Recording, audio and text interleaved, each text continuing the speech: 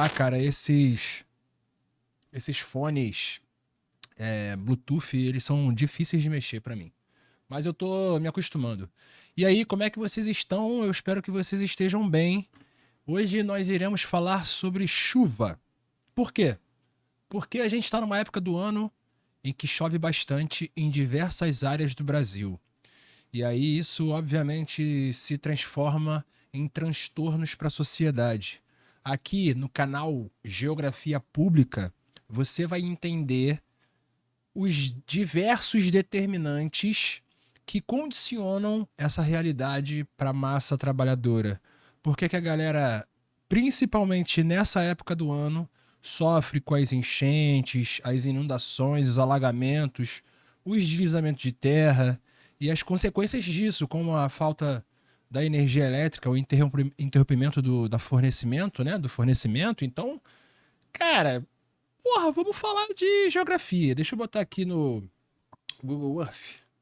Na verdade, deixa eu botar primeiro no Zcas. O que é Zcas? Calma que eu vou explicar. Calma que eu vou explicar. Deixa eu ver se tá vindo aqui. Com certeza tá vindo. Olha só. Vamos lá. 2 dias atrás. Vamos abrir esse site aqui mesmo? Alerta máximo, novas Zcas. Que a galera por aí chama de Zacas. Só que eu chamo de Zcas porque não tem um A aqui, né? Então, pra mim, é Zcas. Mas a galera costuma chamar de Zacas. O que são essas Zcas? Olha aqui esse mapinha aqui, ó. Sai propaganda. Olha esse mapinha aqui. Sai propaganda. Olha esse mapa. Vem com o teu pai. O mapa aqui do Brasil. Perfeito. Aqui nós temos, aqui em cima, passando, onde está passando o meu mouse? Deixa eu aumentar para vocês. Só um minuto. Só um minuto. Eu vou aumentar esse mapa para vocês. Ao vivo é assim mesmo, hein? Ao vivo, quem sabe, segundo o Faustão, né? Faz ao vivo. Então, vamos fazer ao vivo. Olha isso aqui. Se liga nesse mapa. O que é essa escadinha verde aqui? Se liga. Aqui, ó, nessa região onde eu tô passando meu mouse, eu tô passando meu mouse horizontalmente. E as linhas imaginárias, agora tá vendo, né? As linhas imaginárias que cortam a Terra horizontalmente são as latitudes, o que a gente chama de paralelos. E a linha imaginária, a latitude, que passa aqui nessa região onde eu estou passando o mouse, é a linha do Equador. Então a gente está aqui na zona da linha do Equador, que é uma zona muito quente, justamente por ser a barriga da Terra, é a região da Terra que mais incide radiação solar perpendicular à superfície, fazendo um ângulo de 90 graus com a superfície, e isso vai esquentar mais a Terra. Aqui nessa região, ao longo de todo o globo, mas rodeando pela linha do Equador, e aí ela passa aqui, ó, no norte do Brasil, aqui no Amazonas, aqui em Roraima, aqui no Pará e aqui no Amapá, a linha do Equador passa aqui, perfeito? Então a gente tem, inclusive, uma parte do território brasileiro no hemisfério norte. Logo acima da linha do Equador, né? São latitudes baixíssimas, porque a latitude da linha do Equador é a latitude zero. É aqui que a gente tem o início do hemisfério norte e o início do hemisfério sul. E aí a gente vai ter as latitudes 90 graus, que são as maiores latitudes, sendo o Polo Norte e o Polo Sul. Então, o Brasil, ele é muito esquentado, a América do Sul como um todo, o território da América do Sul é muito esquentado nessa região, e aqui o oceano também. Essa área aqui do oceano é uma água muito quente, principalmente água superficial, e aí, consequentemente, evapora muita água. Presta atenção no raciocínio do teu pai, presta atenção. Se o Sol incide muito perpendicular por muitas vezes no ano nessa área aqui, quer dizer que aqui vai ter água quente e, consequentemente, vai ter água evaporando, passando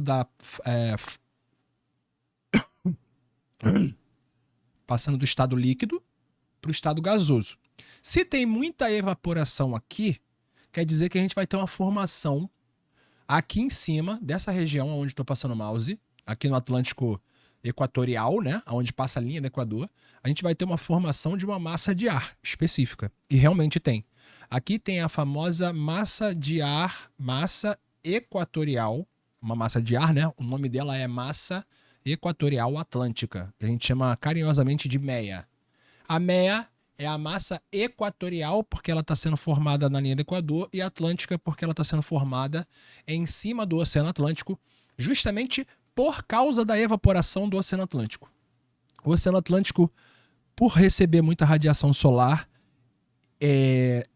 tem a sua água muito evaporada. Esse vapor d'água forma muitas nuvens e, consequentemente, forma-se aqui em cima do Oceano Atlântico, nessa região, uma massa de ar quente e úmida. Ela é quente porque está num local quente e ela é úmida porque ela se formou a partir da evaporação do Oceano Atlântico. Só que por conta do efeito Coriolis, olha o que é o efeito Coriolis. Apesar do nome horrível, é fácil de entender. O efeito Coriolis é o efeito que acontece quando a Terra ela gira no entorno do seu próprio eixo, e o nome desse giro, desse movimento, é rotação. Rotação é quando a Terra gira, é quando não, né? Ela sempre está girando. A rotação é a Terra girando no entorno do seu próprio eixo. E a Terra gira no entorno do seu próprio eixo em que sentido? No sentido oeste para leste. Perfeito? Então ela gira do oeste para o leste. Isso quer dizer, por exemplo, o que não tem nada a ver aqui com o que eu estou falando, mas só para dar um exemplo da consequência, de uma das consequências desse giro de oeste para leste, é que o Sol ele nasce sempre no leste primeiro, justamente porque a gente está movimentando do oeste para o leste, quer dizer que o Sol vai fazer o movimento contrário, porque o Sol está parado.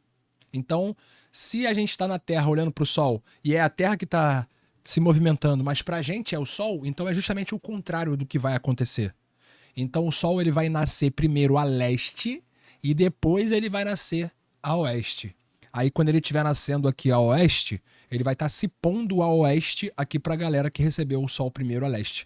Isso é uma das consequências do movimento de rotação. Mas uma outra consequência do movimento de rotação da Terra, que tem mais a ver com o que a gente está falando aqui, é o efeito Coriolis. O que é o efeito Coriolis? Quando a Terra rotaciona de oeste para leste, a Terra vai deixar para trás o que não é fixo. Nós, por exemplo, somos fixos à Terra. Quando a Terra rotaciona, quando a Terra gira, nós não sentimos esse giro porque nós giramos juntos com ela. Nós estamos em inércia. É justamente igual quando a gente está num carro a 100 km por hora e esse carro ele tem uma freada brusca. Se ele tem uma freada brusca, a gente é jogado no vidro da frente porque a gente vai continuar em 100 km por hora. E quando ele está em 100 km por hora, o carro, nós não sentimos porque nós estamos em repouso em relação ao carro. Então nós estamos em repouso em relação à Terra. Por isso que a gente não sente o giro dela. A não ser se você tomar uns goró, né? Aí você sente o giro. Mas normalmente a gente não sente. O que acontece com o ar, a atmosfera e também com a água, tá? Que são dois fluidos. A água é líquida, o ar é gasoso e eles não são fixos à Terra. Por mais que pareça que são fixos, eles não são. Então, quando a Terra rotaciona de oeste para leste, tudo que é água e tudo que é ar vai fazer uma curva, vai ir na direção, mesma direção que o Sol, vai na direção de leste para oeste. Vai sair daqui, a massa de ar que se forma em cima da linha do Equador, do Oceano Atlântico aqui, do Atlântico Equatorial, ela vai andar nessa direção aqui, ó. Ela vai andar nessa direção aqui. E aí o que ela vai fazer quando ela chegar aqui? Ela vai despejar toda a umidade que formava ela. Ela não foi formada por umidade? Ela não foi formada por água? Ah, mas é água salgada. Não, não é água salgada porque o sal da água ele não evapora junto. O que evapora é a água doce. E aí a água doce evapora, condensa, forma as nuvens. Essas nuvens entram no continente por causa do efeito Coriolis. Na verdade, não é a nuvem que está entrando. Na verdade, é a Terra que está girando e aí o continente está indo para debaixo dessa massa de ar e, consequentemente, aqui nessa região chove muito. Principalmente quando aqui está no momento de maior incidência de radiação solar perpendicular à Terra. Então aqui chove muito e, consequentemente, abriu o campo, a possibilidade para uma floresta se desenvolver. E que floresta se desenvolveu aqui nessa região? A floresta amazônica. E aí aqui a gente tem uma floresta gigantesca. Ela não é a maior floresta do mundo em extensão territorial, mas ela é a floresta mais biodiversa do mundo.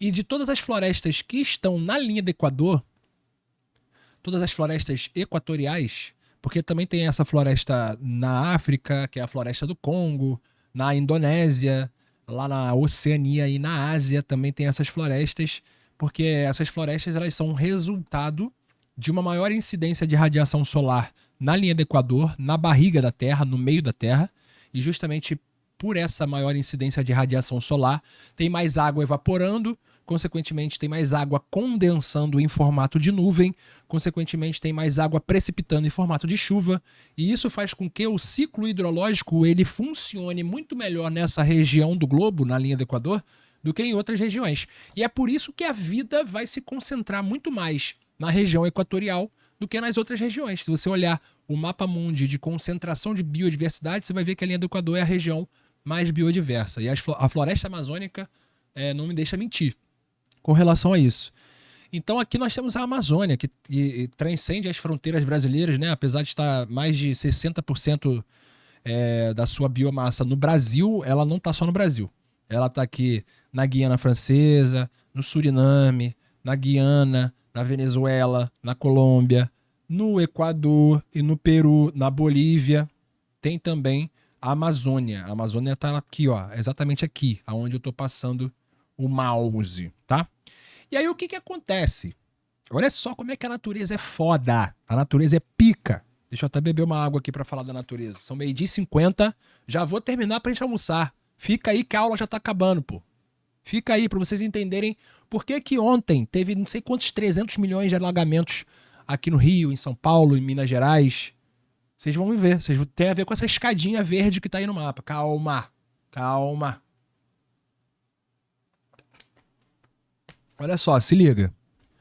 A Amazônia se formou por causa desse movimento da massa equatorial atlântica.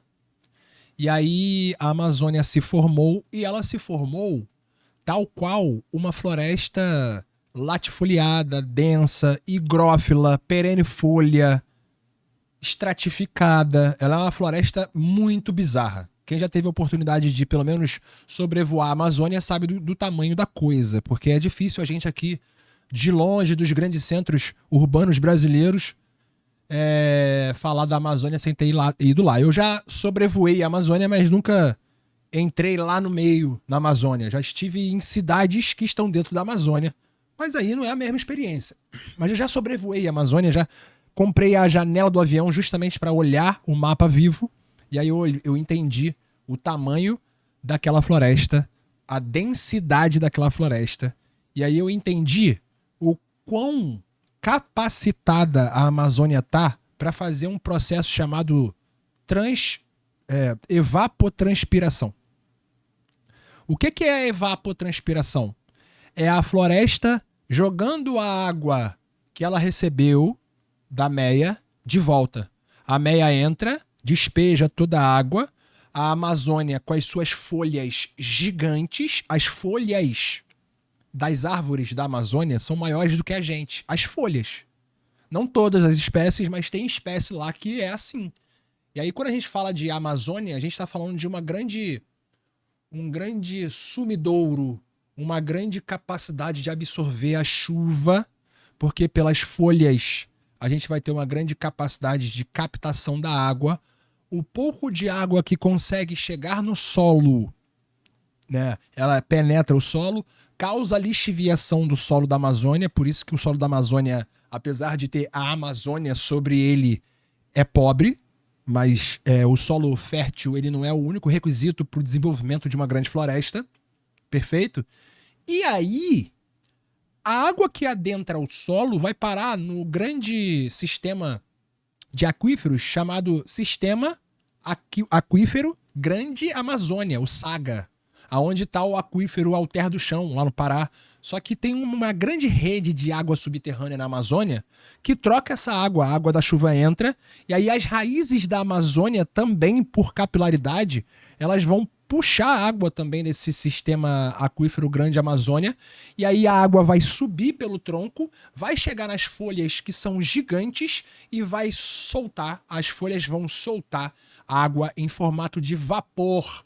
Aí não é água líquida, é vapor de água. A Amazônia, ela literalmente, ela vai suar, ela vai transpirar. É por onde as florestas equatoriais, a Amazônia é uma delas, são por onde a Terra sua, transpira, troca a umidade com o ambiente.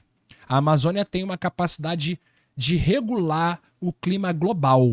Imagina o clima regional, né? No que se refere à América do Sul e no que se refere ao Brasil.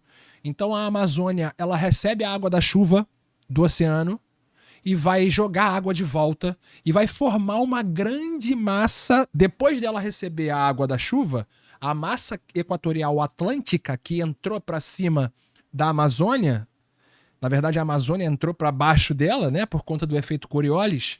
Isso vai acontecer e aí a ameia vai se desfazer, porque a ameia choveu, a ameia caiu em formato de chuva, ela precipitou. E a Amazônia vai jogar para o alto e vai formar uma nova massa de ar, formada por muito vapor d'água, uma quantidade colossal de vapor d'água. Aí essa massa também vai ser massa equatorial, só que não vai ser atlântica, vai ser continental, a famosa MEC. Não é o Ministério da Educação, mas é a massa equatorial continental, certo? E aí vai se formar uma nova massa, e justamente por conta da continuidade do efeito Coriolis, essa massa também tem a tendência de se deslocar para o oeste. E aí ela vai se deslocar para o oeste, só que ela vai encontrar uma barreira orográfica na costa oeste da América do Sul. Eu não sei se dá para ver, mas tem uns enrugados aqui. Isso aqui mostra que aqui existe uma cadeia de montanhas que nós sabemos que é da era Cenozoica e por isso são considerados dobramentos modernos. Aqui a gente tem uma cadeia de montanha que se estende de norte a sul na costa oeste da América do Sul, chamada Cordilheira dos Andes. Por conta do choque das placas sul-americanas, né? É que a gente está vendo aqui, onde o Brasil está em cima, o Brasil está no meio, na verdade está um pouquinho mais para o lado aqui, mas está mais ou menos no meio. E essa região aqui é meio que a borda oeste da placa sul-americana. Vocês estão vendo que tem uma linha preta aqui, é justamente o contato entre as placas que acontece aqui na orla da América do Sul, e aqui é o início já da placa de Nazca. As duas placas se chocam porque a placa sul-americana ela está vindo nessa direção e a placa de Nazca está vindo nessa direção. Então aqui nós temos um limite de placas convergente que resulta em diversos abalos sísmicos e muita atividade vulcânica e o que a gente está falando, orogênese, soerguimento de montanhas, como esse dobramento moderno aqui chamado Cordilheira dos Andes. E aí a Cordilheira dos Andes vai servir como uma barreira orográfica. Oro é montanha, então barreira orográfica. A barreira orográfica que a Cordilheira dos Andes vai se colocar vai impedir a passagem da MEC, da massa equatorial continental, que é úmida. Apesar de ser continental, ela é úmida porque ela foi formada pela evapotranspiração da Amazônia. E aí ela vai bater aqui e não vai conseguir transpassar para vazar aqui para o Oceano Pacífico. Isso vai criar uma condição toda especial para o Cone Sul desse lado da América do Sul, né, da Cordilheira dos Andes. Porque aqui, por exemplo, no Chile um pouco na Bolívia, nós temos uma região desértica. Nós temos o Salar de Uyuni na Bolívia, nós temos o deserto do Atacama no Chile. Aqui é uma região desértica e a explicação é outra. Eu não vou entrar nessa explicação agora, tem a ver com o fato de estar numa área de alta pressão atmosférica, a alta pressão dos trópicos. Aqui, como é a linha do Equador, aqui é o Trópico de Capricórnio. E o trópico, diferentemente da linha do Equador, é uma região geralmente seca. E aí a explicação é por conta da célula de Hadley, mas eu vou falar disso em outro vídeo. Se vocês quiserem um vídeo só sobre a circulação geral da atmosfera e o quanto que ela influencia na nossa vida cotidiana, fala comigo. É importante esse vídeo, mas eu só vou fazer se vocês quiserem. Beleza? Mas aí aqui, a tendência aqui no trópico, o trópico passa aqui em São Paulo, passa aqui um pouquinho a sul do Rio de Janeiro, aonde eu tô. O trópico ele é uma região geralmente de alta pressão, consequentemente de céu limpo, pouca umidade, consequentemente pode se desenvolver áreas semidesérticas e desérticas. Aqui do outro lado da América do Sul, do lado oeste da América do Sul, do outro lado da Cordilheira dos Andes, nós temos um deserto mais seco do mundo, que é o deserto do Atacama, o Salar de Uyuni, beleza. Aqui do outro lado, essa região aqui que pega Brasil, inclusive, pega Bolívia, pega Paraguai, pega Argentina, pega Brasil, Sudeste, Centro-Oeste, Sul do Brasil, essa região aqui, ela não é um deserto, por quê? Porque a umidade que é jogada pela Amazônia aqui na MEC, pela MEC, a MEC se forma e se desloca e bate, ela simplesmente dá de encontro, ela tromba com a Cordilheira dos Andes, com um paredão de rocha soerguido há somente 66 milhões de anos atrás, o que é novo na história geológica da Terra. E aí ela começa a despejar sua umidade. Que tipo de chuva é essa? É a chuva convectiva. Desculpa. É a chuva de relevo, a chuva orográfica, porra. É orográfica, ouro é de montanha, chuva orográfica é a chuva de montanha, a chuva de relevo, como vocês quiserem. É a chuva que só está acontecendo porque a massa de ar, a água suspensa em formato de nuvem, que é água líquida, que já condensou, né? Já saiu do vapor pro líquido. Essa água, ela vai encontrar uma barreira e aí ela vai começar a subir para tentar passar essa barreira, só que aí ela começa a romper a barreira do ar e precipitar, a ser puxada pela gravidade, o que se chama chuva. E aí a chuva induzida pela barreira orográfica, por isso que chuva orográfica, induzida pelo relevo, por isso que chuva de relevo, induzida pela montanha, por isso que é chuva de montanha. Então aqui chove bastante, inclusive essa chuva ela vai endossar a cabeceira do Rio Amazonas. O Rio Amazonas ele vai cruzar toda essa área aqui, né? Vai desaguar aqui na ilha de Marajó, mas ele vai nascer aqui nos Andes. Ele nasce primeiro do degelo dos Andes, só que logo quando ele cai aqui na Amazônia peruana, ele vai ser muito endossado, a sua vazão d'água, a quantidade de água que corre no Rio Amazonas vai ser muito preenchido. A vazão d'água vai ser muito preenchida pelas chuvas que se formam aqui na cabeceira do Rio Amazonas por conta da MEC encontrando a Cordilheira dos Andes. Só que a quantidade de água é tão grande que essa chuva vai descendo. Essa chuva vai descendo e desce nessa direção. Agora vocês estão entendendo um pouquinho o que significa essa escadinha aqui. Na verdade, o que é essa escadinha aqui verde? Quando vocês olharem o jornal, vai estar lá essa escadinha verde. Essa escadinha verde, ela representa o fluxo de umidade que desce da Amazônia para o centro-sul do Brasil. Nessa época do ano, principalmente, não só, mas principalmente, justamente por conta desse movimento todo que eu acabei de explicar. Se ligaram? Se ligaram, né? Então esse movimento todo que eu acabei de explicar, ele acontece por conta do efeito Coriolis, da evapotranspiração da Amazônia, da barreira orográfica que os Andes se colocam como. E aí a gente não tem uma desertificação dessa região aqui, que pegaria Brasil também, justamente por conta dos rios voadores. Eu acabei de explicar aqui para vocês, tecnicamente, como funcionam os rios aéreos, os rios voadores, esse fluxo de água que desce da Amazônia. E isso vai causar muita chuva aqui no Mato Grosso, aqui em Goiás, aqui em São Paulo e aqui no Rio de Janeiro e Minas Gerais. toda essa área aqui vai ser atingida por essa quantidade de vapor d'água que desce da Amazônia e vai deixando o seu rastro em formatos de chuva. Só que por que aqui, ó, tá mais rosa do que aqui para dentro do continente? Por que o litoral de São Paulo, o litoral do Rio de Janeiro, o sul de Minas, por que essas regiões, o litoral sul do Rio de Janeiro, como a Costa Verde, Angra dos Reis, o litoral da cidade do Rio de Janeiro, na verdade a cidade do Rio de Janeiro, né? Porque a cidade do Rio de Janeiro está no litoral, o litoral norte de São Paulo, como Ubatuba, Praia Grande, Bertioga, o sul de Minas, como por exemplo Pouso Alegre, Poços de Caldas e outras cidades. Essa região aqui, vocês estão vendo que tem um rosa muito grande?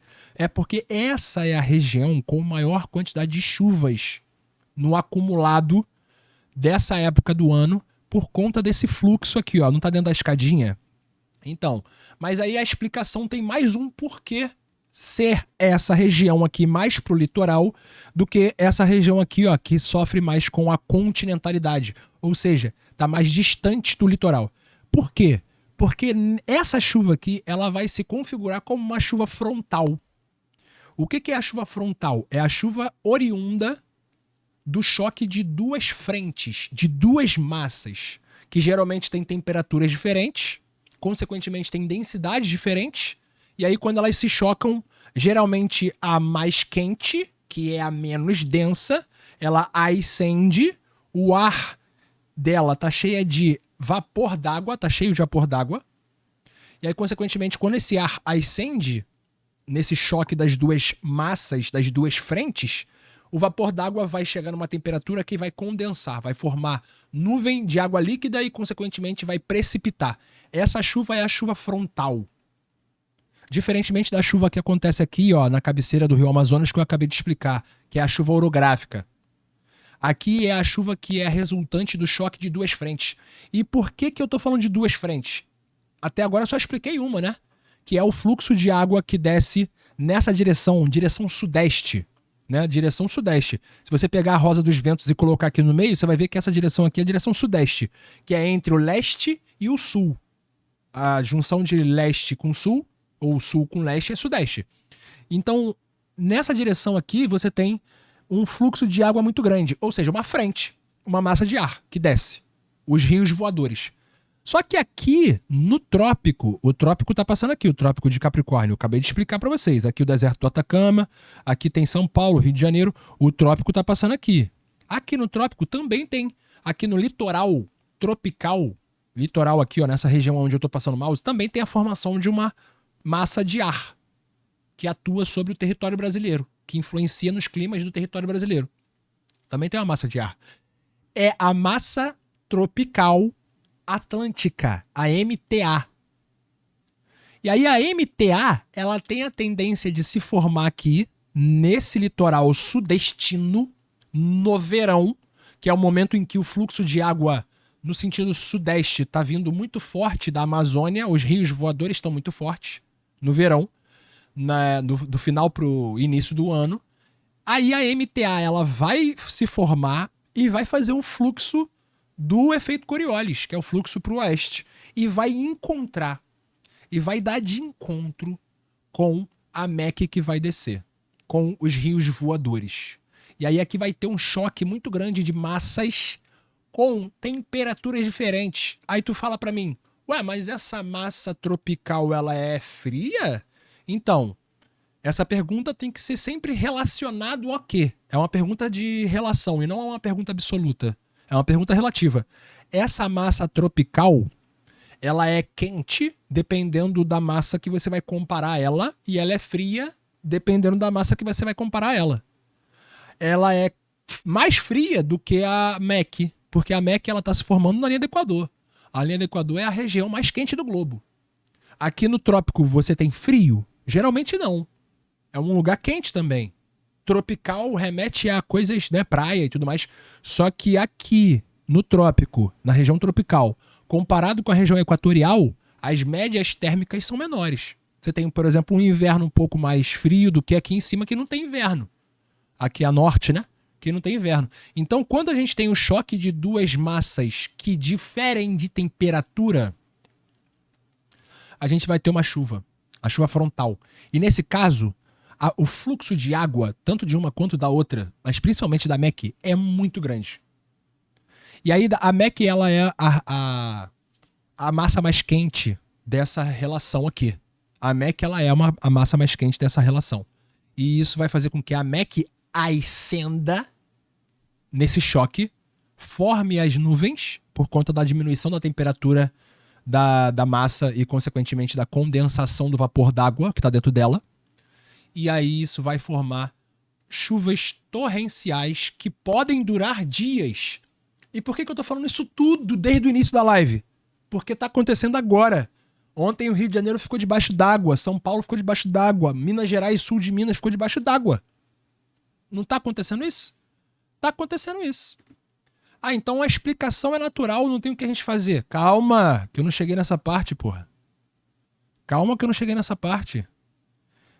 Quando a gente fala de chuva, dessa chuva que a gente tá vendo nesse corredor aqui de umidade, a gente tá falando de uma coisa natural.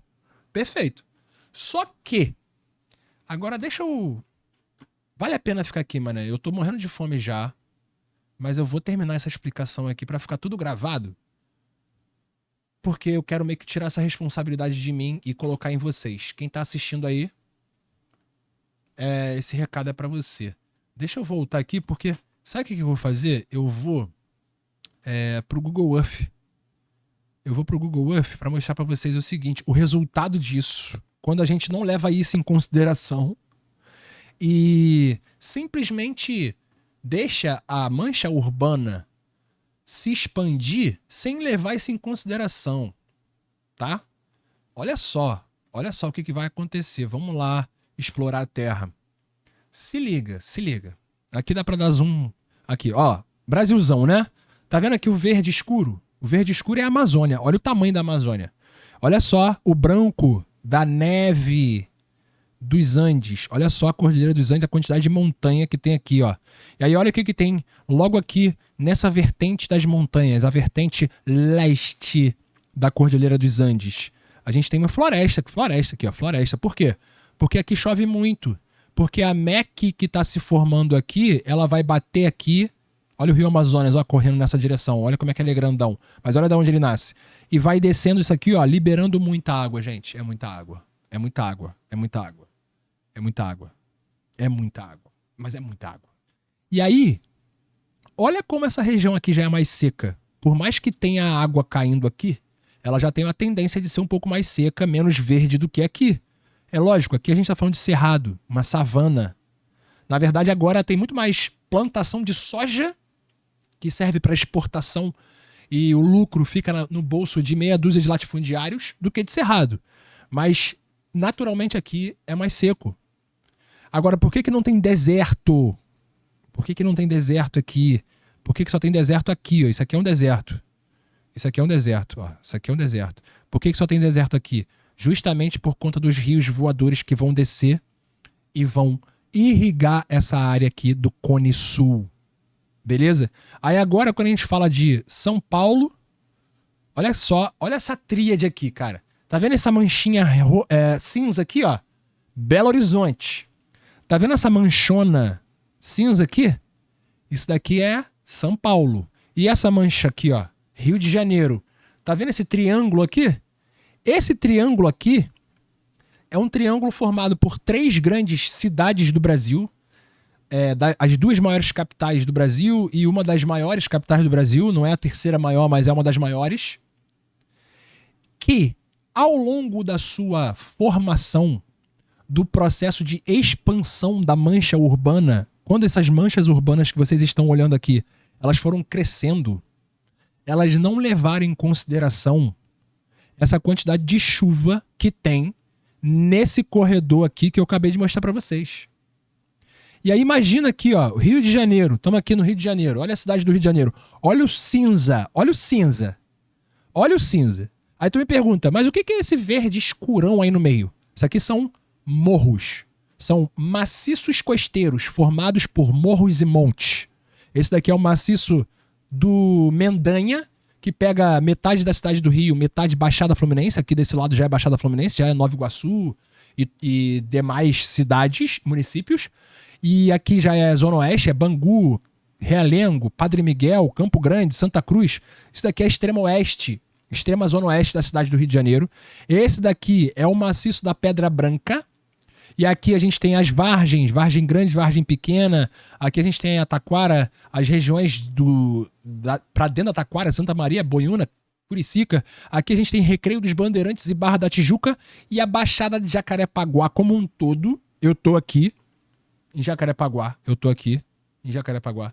E aí Jacarepaguá vocês estão conseguindo ver que fica numa enseada, se eu posso chamar disso aqui de enseada tem a ver com água, mas fica aqui, ó, nessa ferradura, nesse anfiteatro entre a parte leste, a face leste do maciço da Pedra Branca e a face oeste do maciço da Tijuca.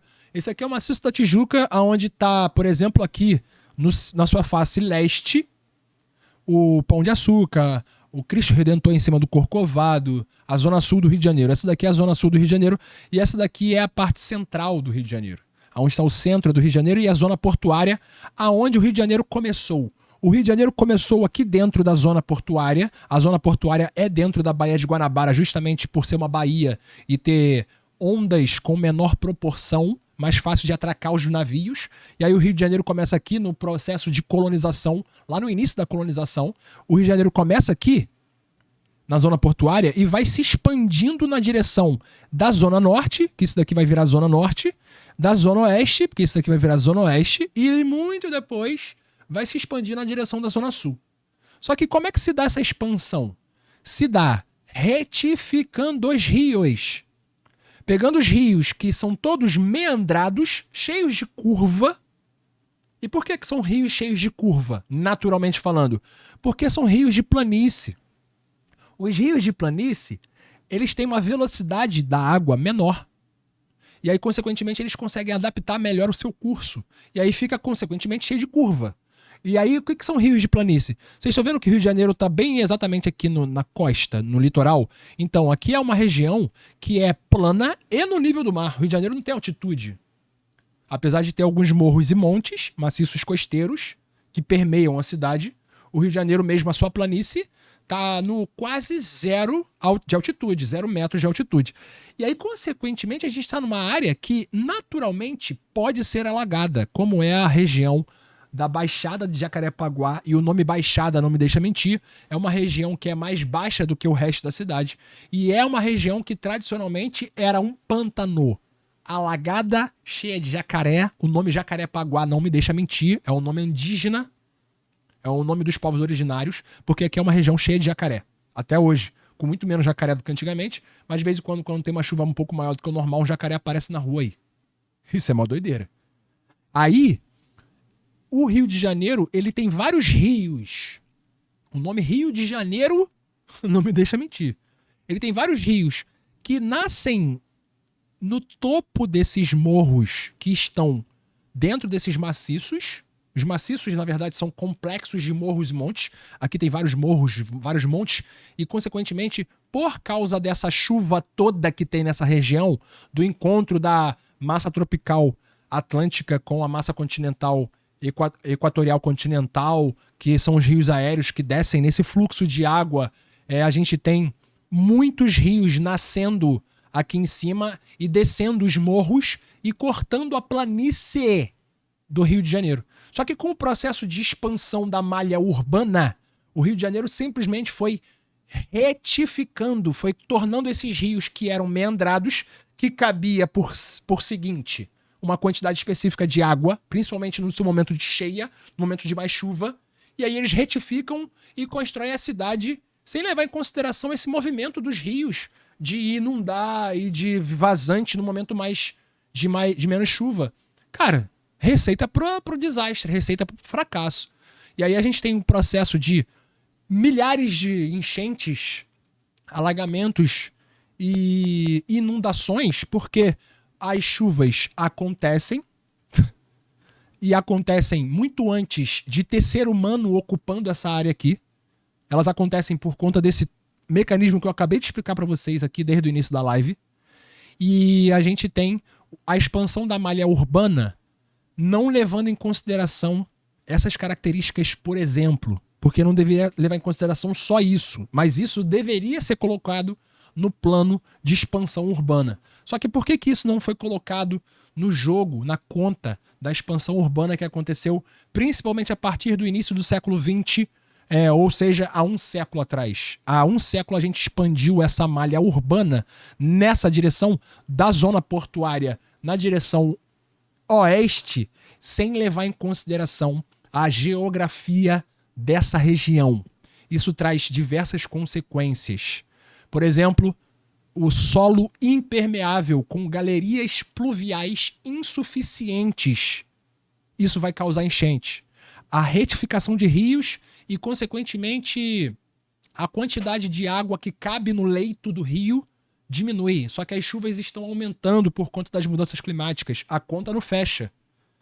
A utilização dos rios como depósito de lixo, principalmente pela população mais carente, não é culpa da população, e sim da falta de política de habitação, falta de política de saneamento básico, falta de política de coleta de lixo em lugares mais de difícil acesso. Isso também prejudica todo esse funcionamento. Olha como é que o Rio de Janeiro é cheio de rio cortado, cara. Dá pra ver aqui, cara. Dá pra ver como é que tem rio nessa parada aqui. E aí tu imagina um processo de retificação desses rios se eles não iam transbordar mais do que eles já transbordavam. Porque eles já transbordavam naturalmente. O rio, nessas condições de clima, de relevo, de geologia, de geomorfologia, de hidrografia, ele é para transbordar. E não foi levado em consideração, porque quando o Rio de Janeiro se expandiu, ele se expandiu para desenvolver o capital imobiliário. Ele se expandiu para servir como locus, como lugar aonde o capital vai conseguir se reproduzir. Então ele não está interessado em respeitar o leito do rio, a não construir em encostas. Será que a gente tem encostas de morros? A gente tem morro, não tem? No Rio de Janeiro? Olha aqui, ó, a quantidade de morro que tem no Rio de Janeiro. Então a gente tem encosta. A encosta, nesse local, justamente por essa característica de chuva que tem, principalmente no verão, ela se torna uma área de alto risco. E aí, o que o Rio de Janeiro deveria ter feito historicamente? Não deixado população nenhuma ocupar essas áreas. Mas qual população foi ocupar essas áreas? A população mais pobre. Aí a gente tem as favelas do Rio de Janeiro, principalmente desenvolvidas nas encostas dos morros e na margem dos rios, na várzea dos rios. A favela da Maré, o complexo de favelas da Maré, que não é uma favela só, é um complexo de favelas, ela é justamente aqui na beira da Baía de Guanabara. A Baía de Guanabara também passa por um momento de encher a maré e diminuir a maré, um momento em que ela adentra a planície litorânea onde se desenvolveu o Rio de Janeiro. Então a favela da Maré, volta e meia, tá cheia de água, com esgoto, porque a Baía de Guanabara nada mais é do que a lata de lixo do Rio de Janeiro, para onde vai o teu cocô, que você tá aqui no Rio de Janeiro, provavelmente teu cocô vai para lá. O meu vai. Beleza? Caraca, mané, falei para um cacete. Falei para um cacete. Se você tá chegando aí, pô, deixa o like. Espero que você tenha curtido. 45 minutos de gravação e 1 hora de transmissão. Então eu vou acabar por aqui. Eu vou acabar por aqui porque eu já falei pra caramba e daqui a pouco eu tenho que falar presencialmente em sala de aula porque começou o ano letivo. Paz entre nós e guerra aos senhores. Venceremos essa batalha. Se você acha que tem algum tema de vídeo que eu deva trazer aqui na visão crítica, marxista, leninista e baseada, obviamente, no materialismo histórico dialético, fala aqui comigo nos comentários ou manda mensagem lá no Instagram. Siga as redes sociais do Geografia Pública. Aqui em cima tem Geografia Pública no TikTok e no Instagram. Eu posto conteúdos exclusivos lá no TikTok e no Instagram. Conteúdos que às vezes não vem pra cá no YouTube. Se inscreve aqui no canal, obviamente. Assina o sino. O que é assinar o sino? Clica no sininho aí para receber o conteúdo quando eu estiver online, quando eu estiver postando. Show de bola. Beijo no coração de vocês e toda a força classe trabalhadora. A gente não tem nada a perder, a não ser as nossas algemas. Um beijo no coração de vocês. Fui!